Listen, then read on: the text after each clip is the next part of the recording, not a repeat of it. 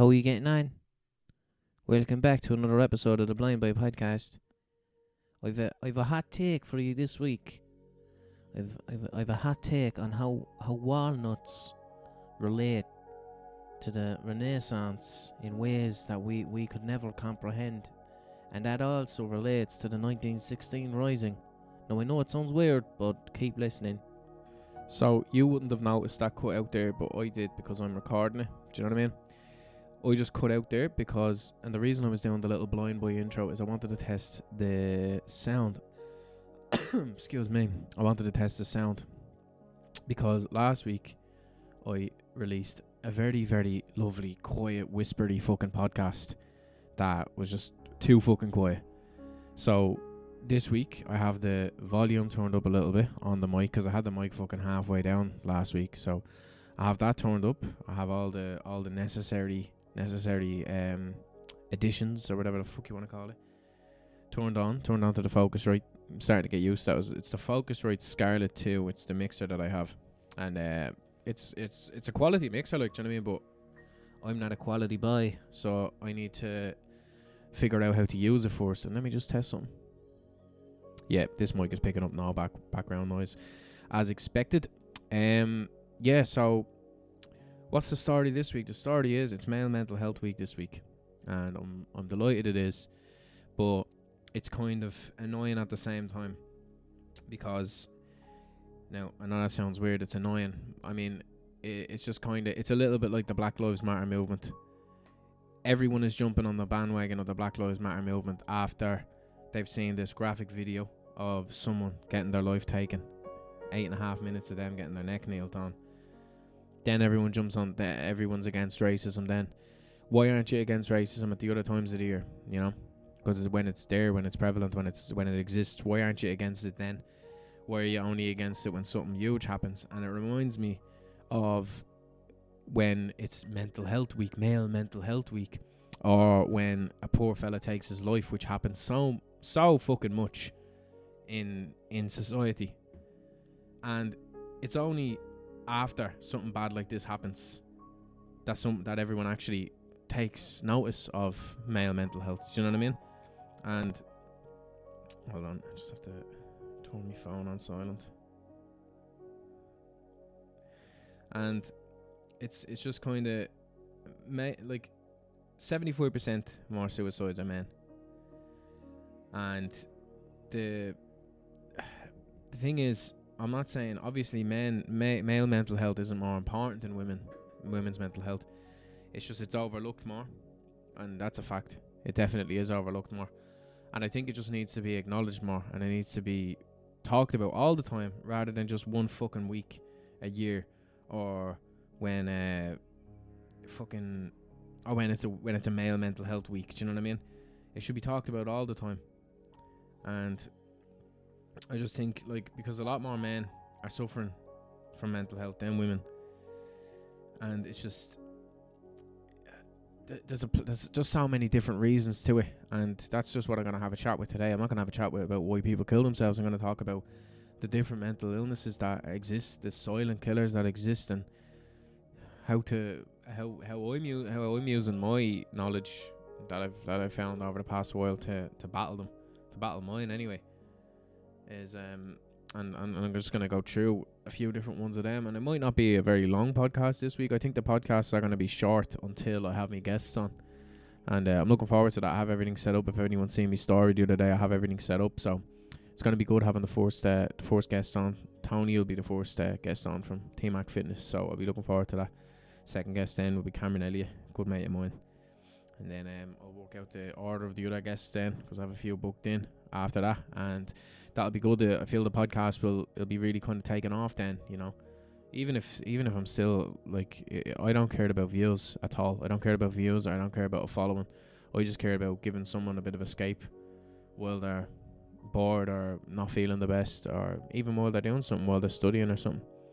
And I'll be releasing an updated version of that story as well, because I only release it on SoundCloud, and the fucking sound quality is terrible in my opinion, because it's just, you can hear the computer humming in the background. It's with my old mic, it's not with the new mic and stuff, so it's just, It's just poxy, to be honest. But I'm just gonna go through as well. First of all, and this can work for an array of mental health issues, from depression to anxiety to DPD to OCD to bipolar disorder to post-traumatic stress disorder.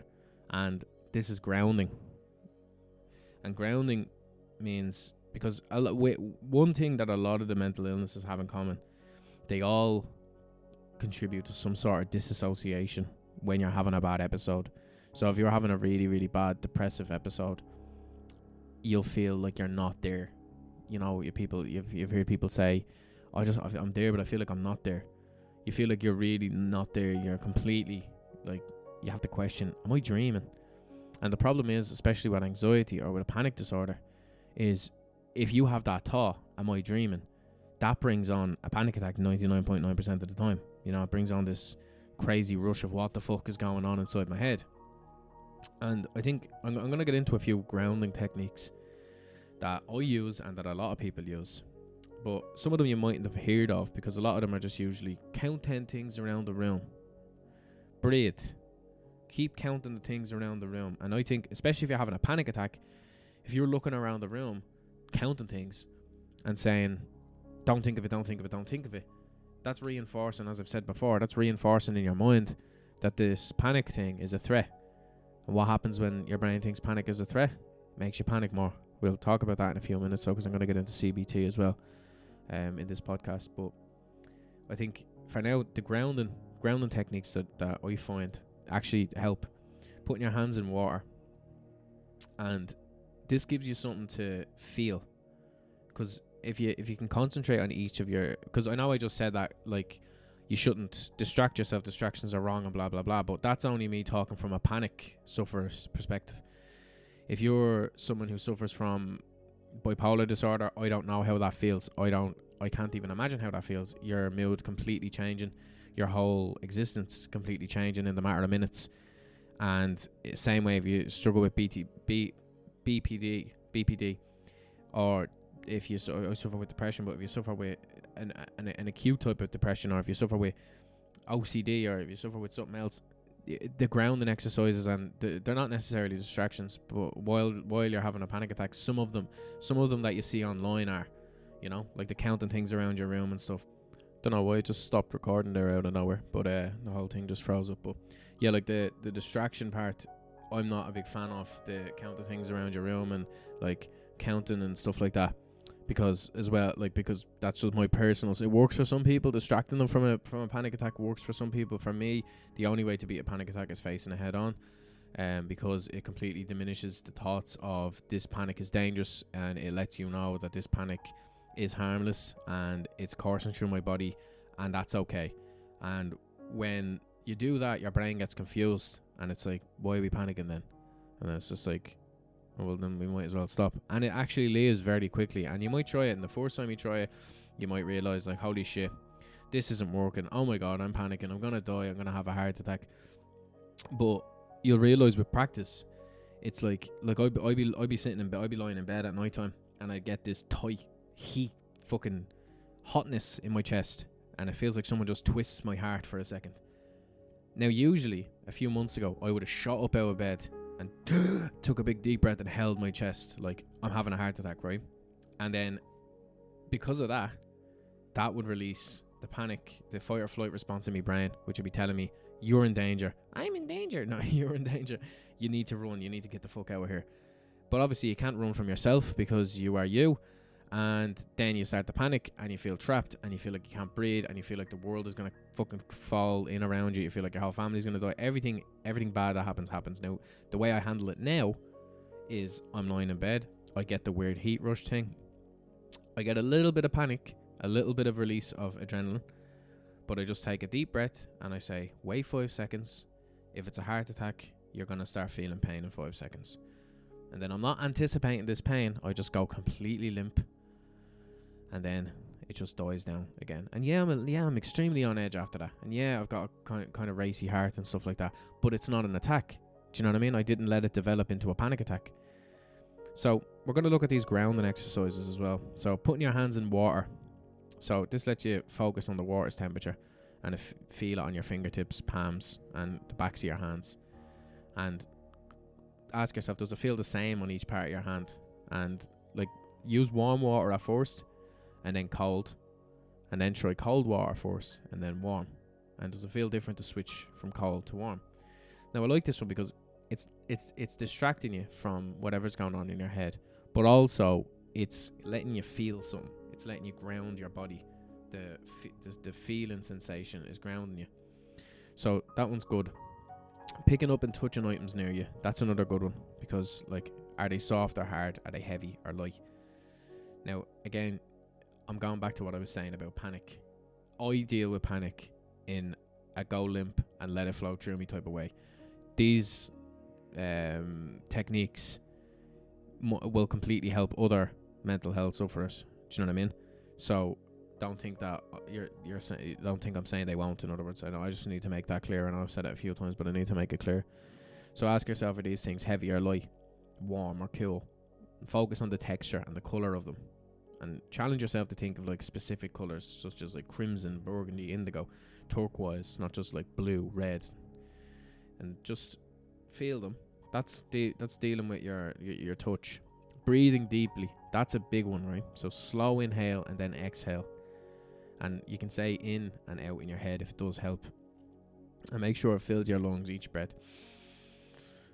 Hold for a sec, slowly out, and that will just, whether you know it or not, even subconsciously, that will slow the workings of your body down. If your heart is racing, if you keep breathing slow, when you're in a relaxed state, there's no way your heart can keep going fast, because you will relax. And don't think if you try this and your heart stays fast that you're like, oh well, then it's not a panic attack, I'm gonna die. No, it is. It's a panic attack. It's an anxiety attack. It's a episode of some sort. And I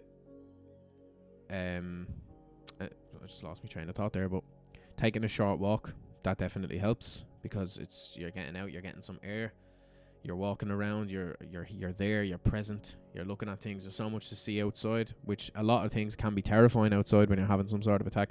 I'm a big sufferer of agoraphobia at times, especially from October to Christmas, when I suffered the worst kind of bout of anxiety and depression. I couldn't leave the house. Like, it wasn't a case of he can't leave the house because he's paro. It wasn't a case of that. It was a case of I couldn't leave the house because my body knew if I left the house I was going to die when I left. Do you know what I mean? And it was just like, it wasn't like I might die. My body knew if I left the house, as soon as I leave, I'm going to die and no one's going to be able to save me. And that just becomes a reality when you are a mental illness sufferer. And it's weird, because another thing as well that I've been thinking about lately, the worst part about mental health or mental illnesses is you don't know what it is, because it feels like brain cancer. It feels like a brain tumor. It feels like you've got smacked in the head with a bat every morning when you wake up. It feels like an extreme concussion, and you're like this doesn't, you never think I have depression or I have anxiety. And I'm fully convinced that the reason a lot of lads take their own life is because they don't know what the fuck is going on inside their head. And I think, I've said this so many times on so many podcasts, with knowledge comes power. When you know what the fuck is going on, then it's just easier to deal with. Do you know what I mean? If you had never ever heard of anyone in the world breaking their arm before, right? If you've never heard of that, and then one day, and you didn't know, and you saw no one else with broken arms ever. You've never seen someone break their arm. You didn't even know you could break bones, right? And you wake up one morning and your arm is snapped in half. You're going to be like, what the actual fuck is going on with my arm now? Do you know what I mean? And it's the exact same thing. Like, oh well, if I just woke up with a random broken arm, I'd be like, here, what's the story? Like, do you know what I mean? Who's sneaking into my room, giving me arm bars in the middle of the night? But you know what I mean? If you never ever heard of blocked noses, no one ever had a blocked nose ever in your life. You've never heard someone sneeze. No one ever sneezes. Imagine in a reality where nobody sneezes, and then you wake up one morning with a blocked nose. Imagine the fear you'd have. You'd be like, what the fuck is going on here? What is this? It's because it's so alien to the healthy mind. to be mentally ill, if that makes sense. It's so alien. It feels and like I've mentioned this poet before. I fucking keep forgetting her name, but Matt Haig writes about her in the book Reasons to Stay Alive. She says, it annoys me that depression is associated with sadness. Depression sounds like a flat tire. It shouldn't be called depression. It should be called there's 1,000 bats in my chest and they won't sleep. And it's like, to people who haven't experienced mental illnesses, that sounds like, what the fuck, that sounds like a heavy metal album. But it makes perfect sense to those who have suffered with it. And it's the truth that it does just feel like that's exactly what it feels. It doesn't feel any exact way. That's the thing. And I think so. That's the point I'm trying to make. People don't know what it is, what they're feeling. People are like, what is this thing that I'm feeling? They don't know. All they know is they feel horrible and alien, and that's why they want to take their life. And I think educating people is very, very, very important when it comes to mental health. I think it's extremely important because, like, for example, schizophrenia, that's a very misunderstood mental illness. People think that you're tripping out all the time and you're hearing things all the time. And yeah, you do have hallucinatory episodes, but there's a lot that people don't know about schizophrenia, and there's a lot of things that people like misinterpret about it. And like I was talking to someone with schizophrenia before, and he was telling me that like you don't hear voices inside your head. Well he didn't anyway. He says I don't hear voices inside my head. He says I hear voices like over there. If there's people talking, I think I hear them talking about me, and I think they're looking at me and stuff. And yeah, right now you might be like, here, no, hold on, that's completely wrong. I have schizophrenia, my auntie has schizophrenia, someone has schizophrenia. It's completely way worse than that. But I'm saying that we have this set idea of a lot of different mental illnesses in our head, and that's just that's it, full stop. We think that that's it. Same way with depression, we think that's associated with sadness. It's not. It's associated with nothingness. And I know this is a bit of a rant podcast, and I'm like, I thought you were talking about fucking grounding here, but I am and I amn't. I want to talk about things that are on my mind as well, because it's Male Mental Health Week and all that. I want to talk about everything. I want to get everything off the fucking table here. But yeah, so going back to, I'll read another couple of grounding exercises as well. Oh, by the way, I'm going to do another updated listen to this if you're having a panic attack podcast, because the last one, the sound quality isn't the best, and I'd like to put on some better relaxing music in the background. Some binaural beats are nice. They're these kind of sound like kind of deep sea music, if you know what I mean. Sounds like music fucking whales would make when they're stoned. Do you know what I mean? Do you know what I mean? Just sitting there, waxed, big, massive whale. That's a relaxing thought, isn't it? Big, huge, fucking mad whale with a big seaweed joint in his hand, just sitting there, lighting up, just making tunes down in the bottom of the ocean. That's a relaxing thought, man. That is the stoned whale. We might make a little mental health group, the Stoned Whale Society. Everyone would be like, what the fuck is that all about? Imagine we went to Amsterdam though with that group with fucking t-shirts and all on, fucking big waxed whale on the front of it. But yeah, so I'm gonna fucking mucking out myself, but I'm gonna make an updated listen to this if you're having a panic attack video. And hopefully, because I know the last one helped a few people, but I think if I make it again, it will definitely help people, because the sound will be better and all the rest of it. But I'm going to look at a few more grounding exercises now. So hold a piece of ice. So if you're holding a piece of ice, what does it feel like at first? How long does it take to start melting? And how does the sensation change when the ice begins to melt?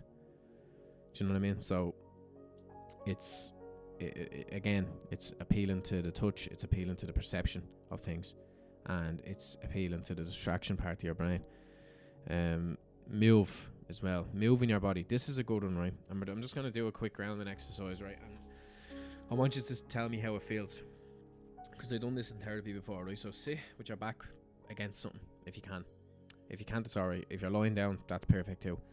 Just feel the bed or the chair against your lower back, against your arse. Feel heavy. Feel yourself being heavy on that surface. And then I just want you to tense up your feet for 1, 2, 3, 4, 5, and then untense. And tense up your calves. 2, 3, 4, 5. And tense up your thighs and arse for about 5 seconds, and let go.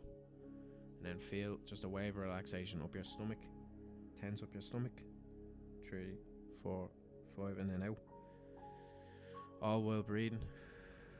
Concentrate on your breath. Then tense up your chest muscles, if you have any. 2, 3, 4, 5. Feel yourself melting, just melting into whatever surface you're on. And you feel yourself getting heavier. You feel a kind of wave of relaxation or tingling going over your legs. And tense up your arms and back. Stretch your back out. 2, 3, 4. Hold it. 5. And down. And then just feeling a wave of relaxation going up your neck. Past your cheeks. Make sure your cheeks are nice and relaxed. Take your tongue down from the roof of your palate. Make sure your tongue is down from the roof of your palate. Relax your forehead and eyebrows. And just rest. Take a deep breath in.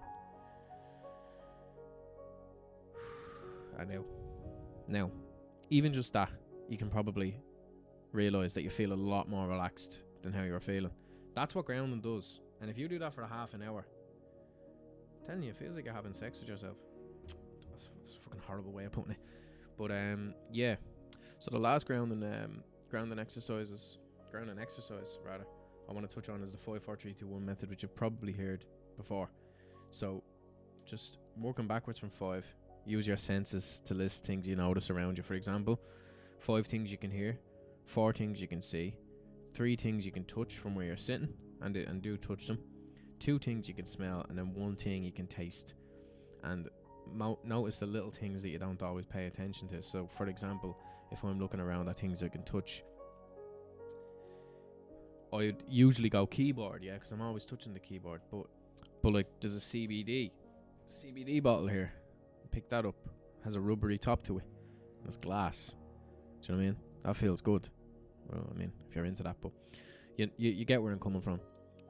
But that was some grounding exercises. They help. They definitely do help, big time.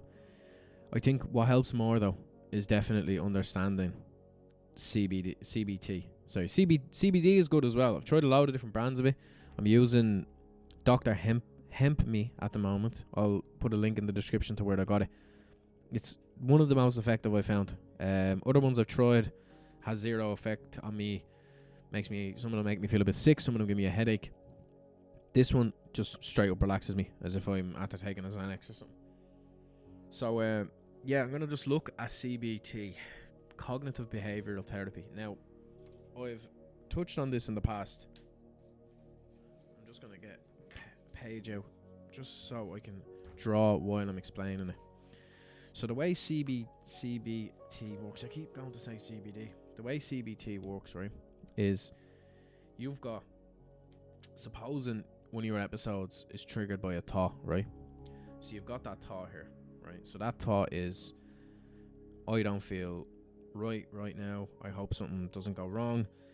Then that turns into a feeling, right? Now the feeling is fear, panic, sadness, right? Fear, panic, and sadness causes a physical body arousal, right? Physical body arousal would be racing heart. Supposing the thought is like heart attack. You're scared of having a heart attack. That's my one, right? I'll just personalize it. So you're scared of having a heart attack, right? So then that becomes a feeling. Sorry, I just have to turn up this mic a little bit. So that becomes a feeling, right? And then that becomes a physical bodily arousal, which basically means the how your body reacts to the feeling of fear, the feeling of panic, which is a racing heart, sweating, cold sweats even, tightness in your chest, dizziness, right? Then that feeds back into the thought process of, I'm having a heart attack. Then that thought process feeds into more fear, which feeds into more physical bodily arousals, which feeds back into the thought, and it goes around and round and round and around and around. And that's what a panic attack is. Your body fully believing that you're in this fucking horrible danger because you're letting yourself do it. Now, if we look at it from a different perspective, right? If we look at it, we start off with the thought, okay? I'm going to have a heart attack, right? Say that only develops into a little bit of fear, okay? A little bit of fear. Your heart races a little bit, okay? Physical bodily arousals. But then, when your heart's racing, you understand the path that it's taken. You understand that your heart's racing from the fear, and you understand that you're fearing because of the thought that you had. Then the circle gets cut off. It doesn't get, when it tries to go back to the thought and start all over again, that doesn't happen because you're being logical about it, and you're like, well, hold on a minute. This has happened 1,000 times before, and I understand that this thought has turned into a feeling, has turned into a physical bodily arousal. And you can stop it dead in its tracks. And the reason I know that is because I said an example of it earlier. When I'm in bed, sometimes it can start from a feeling that can develop into a thought. Out of no, or it can start from the physical bodily arousal. Do you know what I mean? The first symptom I got when I was in bed that I was telling you about was the tightness in my chest and the heat in my chest, the heat in my heart. That turned into a feeling, which turned into a thought, and I went around and around and around. But if you understand it and you know how to stop it, which the way you stop it is by understanding it, it can be just the process can be just cut in half entirely, you know. And it's just I just wish more people understood that what's actually going on inside their head and what's actually going on inside their body. So that kind of wraps up what I wanted to talk about this podcast, but I just want to get back to it as well. The fact that it's male. Oh yeah, by the way, I was about to tell you to watch Al's podcast. Not Al's podcast, Al's live stream. But it'll be already on by the time this is released. But he'll still be going because it's a 24-hour stream. So yeah, make sure you tune into twitch.tv/JustManUpAlan. Oh no, twitch.tv/JustManUpAlan_. I'm getting it now. I don't know his fucking URL, right? I'm sorry. I'll get it now. I'm giving him a shout out because I'm a good mate. And I want to just man up. There we go. Hold on. Oh, I'm a big fat spastic. Here we go. Twitch.tv/JustManUp_. I'll link it in the description. Check it out. It's for a very good cause. Has lots of prizes to give away, and he's doing a 24-hour stream. You definitely want to check that out. Fucking definitely my favourite streamer by far, and I watch a lot of streamers, and I'm not just saying that because he's Irish and it's because he's me mate. I'm saying genuinely my favourite streamer. He's a gas cunt, and he takes a lot of he has a lot of qualities from other streamers, like Dr. Disrespect. He has a lot of his qualities, but in his own way, and it's just great. And the Dublin humour while he's playing games is just fantastic. So definitely check him out.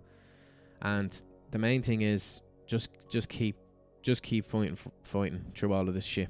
And I'm not talking about all this quarantine shit because that doesn't matter. If you're a mental health sufferer, you know that none of that shit matters. It's your world is still your world. You're still trapped in a reality that you're trapped in, and nothing can change that, no matter what happens in the world, and no matter what viruses China makes. No matter what viruses start in China. That wasn't a conspiracy theory hack little niggle there, by the way. I'm just saying it was just I fucked up the words, right? And that's allowed every now and then. But yeah, just keep fighting. Just keep surviving. And eventually you'll stop surviving and you'll start living. And I know that's very fucking notebook type of thing to say. It's like, I don't want to survive anymore. I want to live. I want to get a tattoo, Mom. I know it's a real fucking one of them things to say, but you will. And just educate yourself, fam. Educate, man. Know about these things. It helps. I should know, because I was suicidal before Christmas and now I'm fucking not. Because of all this knowledge. Do you know what I mean? My head is bursting with knowledge. Do you know what I mean? I'm like Albert Einstein, except fucking worse looking. I'm fucking bursting with knowledge, I am. No, I'm only messing. I'm just in a good mood, so I'm just taking the bleeding piss. But yeah, educate yourself. Know about these things. Know why you're feeling this way. And if anyone needs information, if anyone needs a phone call, if anyone wants me to meet up with them, anything to help you go through this weird and fucking fucked up time that you're experiencing in your life, because you deserve to be happy.